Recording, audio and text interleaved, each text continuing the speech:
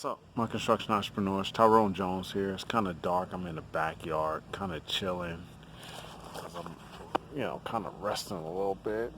It's been a long day, man, and kind of just chilling and unwinding. I would say. Just gave the kids some baths.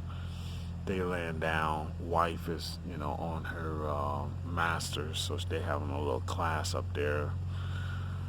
Um, and came out in the backyard to have a beer, kind of chill out. I got a busy day tomorrow, and it was a pretty good day today too. But tomorrow I'm gonna be doing some video too because I'll be heading up to we'll be heading to Downey High School to look at a job over there, and then we're gonna head to Fresno. Got some more units that's coming up there too as well. Supposed to be getting like 10 units a month up there, so it's gonna be crazy busy.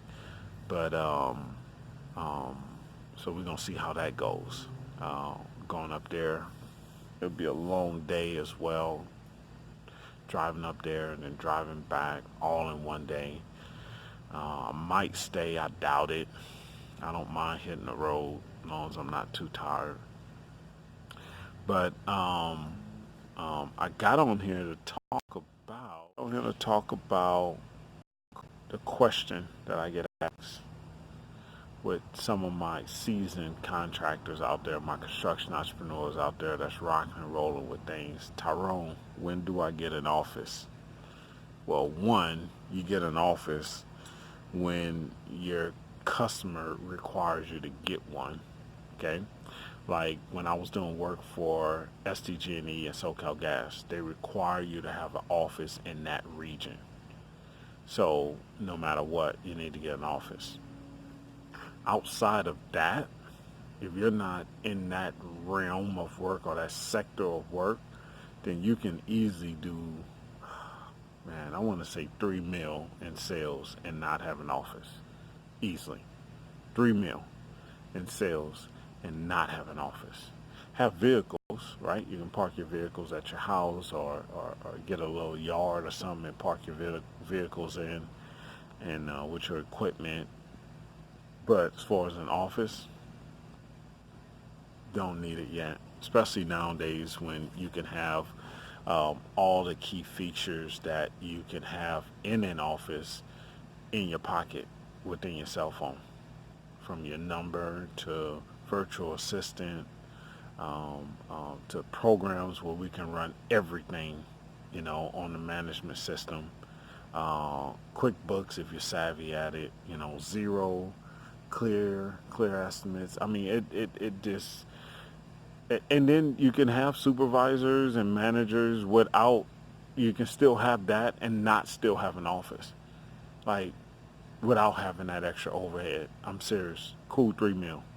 And I would even push it to 5 mil that you can have without an office running your construction business. Now, if you are in the lines of, like a glazer and things like that, then you might want to get an office because it might make more sense if you got to store equipment and materials and things like that.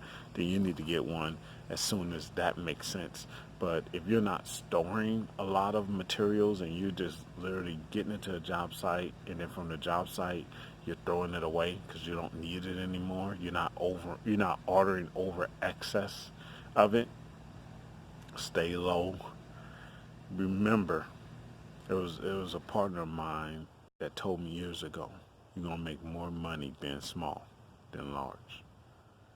So, what small is to you, all depends. It all depends on what that number is to you. But um, um, if you don't need it, don't get it. If you don't need it, don't get it. That's it. If you don't, a lot of people get into this, land a few jobs, make 20 grand.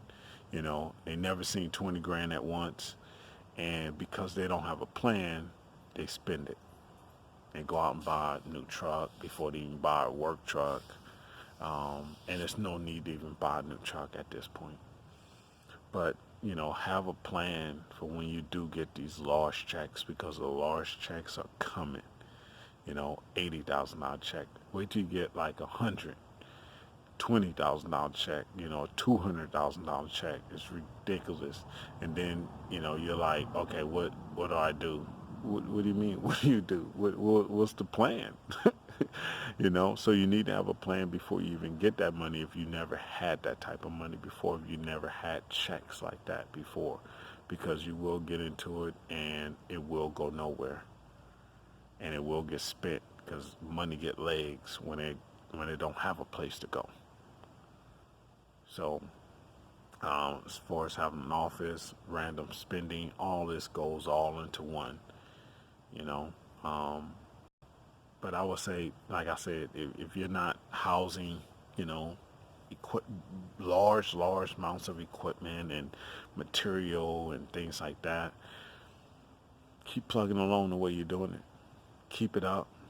Keep moving forward and make that stuff work. Keep it in house. And when you need to get it, you'll know. Go get it. Not a problem. Go get it. You can get your cheap office. You can get your cheap office and a warehouse, depending on where you're at and what you're looking to do. So it can happen. But in the meantime, I'll stay low key, um, trying to my best to keep my overhead down, because as a small business, a lot of times when you're not paying attention to your overhead, remember it fluctuates, right? Depending on those projected sales or your year to year sales, right? It may rise. So I'm trying to keep that overhead number down so I can always be competitive in the next bid. Okay? Because not every job everyone is handing to me around here. I got to bid on them and be competitive in that bid. And by me being competitive, I can keep down my overhead as best as possible. You got to remember that. Your overhead is going to determine a lot. So remember it, study it, and constantly watch it, especially as a small business. All right, my construction entrepreneurs, I'm going to chill for a little bit, finish off this beer, lay down, and get ready for the busy day tomorrow. I'm going to see you guys tomorrow. Remember, hustle hard and then hustle harder. Catch you on the next one.